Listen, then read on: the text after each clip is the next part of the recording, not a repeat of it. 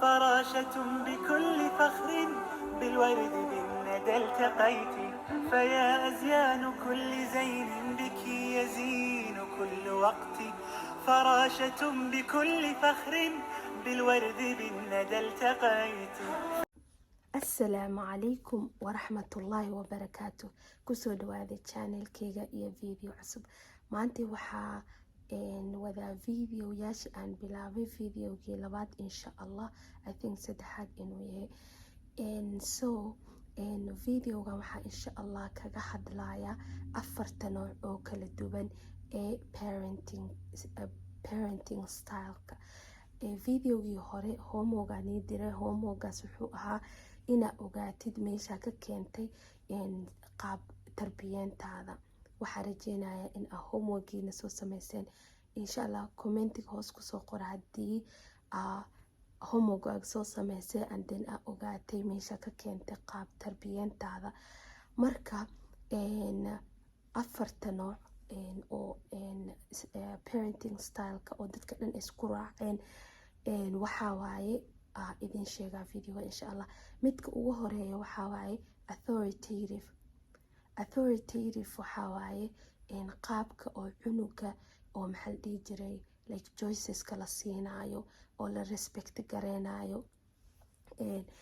marka wax kastoo decision la sameynayo cunugaas waa la weydiinayaa isaga ra'yigiisa, then decisionka la qaadanayo wuxuu noqonayaa waalidka iyo cunugaba wax anfacayo oo labadoodaba ay isla agree gareynayaan. ma aha qaab oo cunuga lagu qasbayo wuxuusan rabin, laakiin meel dhexdhexaad ee waalidka iyo cunugii waa inay hal wax ay isla waafaqayaan in la sameeyo. qaabka ku xiga waxaa waaye authoritarian waxaa waaye qaabka oo traditionalka ah oo dadka badankooda ay isticmaalaan, especially anaga soomaalideena aada u isticmaalno, which is midka oo aniga meeshan booska ah, aniga waxaa dhahaa la qaadanaya jeclo like you like it or not. waxaan aniga oo qaraarka soo gaaray, adiga waxaa laga rabaa wixii inaad sameysid. marka qaabkan maxaa la dhihi jiray cunuga ma laha any choice, ma haysto wixii waalidka uu soo dhigo in uu sameeyo uu ka qasban yahay no matter what.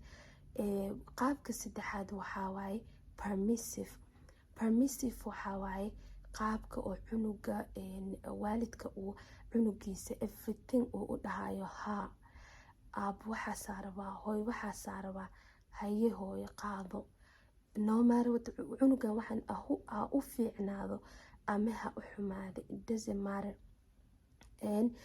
wuu siinaa wax kasta, isaga maymab ka saayabo haa wax kasta haa haye waxaas maarabta haa qaado.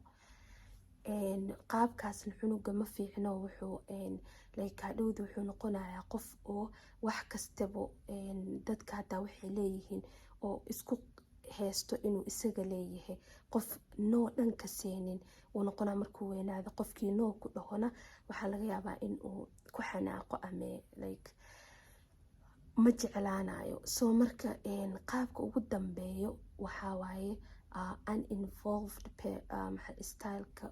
uninvolved waa la dhaha.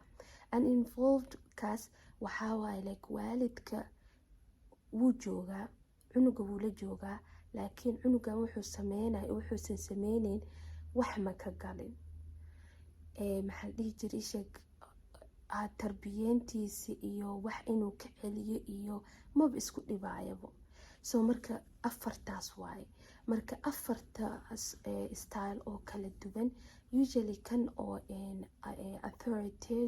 authoritativeka waxaa la dhahaa qaabka ugu fiican liano cunug wuxuu soo saaraa cunug oo self discipline leh, qof oo markuu weynaado oo waalidka meesha ka baxo oo still wixii iska celin karo.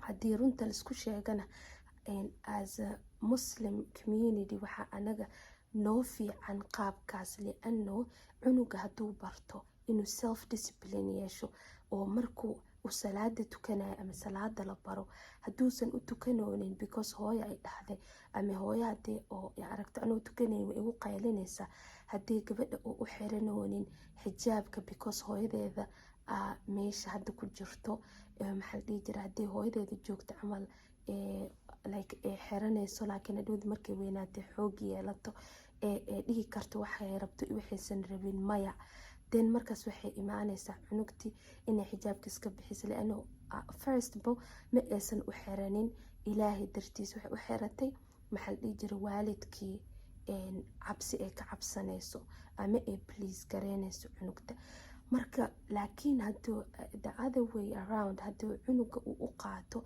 wax la fahansiiyey maxaa la dhihi jira qur-aankan waxaa waaye maxaa la dhihi jira inaan akhrino because of benefits kanuu leeyahay salaada benefit ee leedahay ilaahay taas waa uu nagu soo dejiyey haddana anaga muslimiinaanahe wixii ilaahay dhaho ina qaadan like haddii wixii cunugii maskaxiyan ka fahansiisid that means hadhowdii like hadduu weynaaday haddaa self discipline oo haysana laano ma aha asbaabta u xiranayo ama wuxuu sameynayo u sameynayo ma aha asbaab oo dhammaanayso waxaa asbaab oo joogto ilaa uu maxaa la dhihi jira isheeg like noloshiisa ay dhammaanayso marka self discipline waa saas waaye so marka kaasuu barta cunuga oo saas lagu koriyo authoritarianna waxaa waaye like wax kasta oo hadda aan soo sheegnay oppositekiisa which is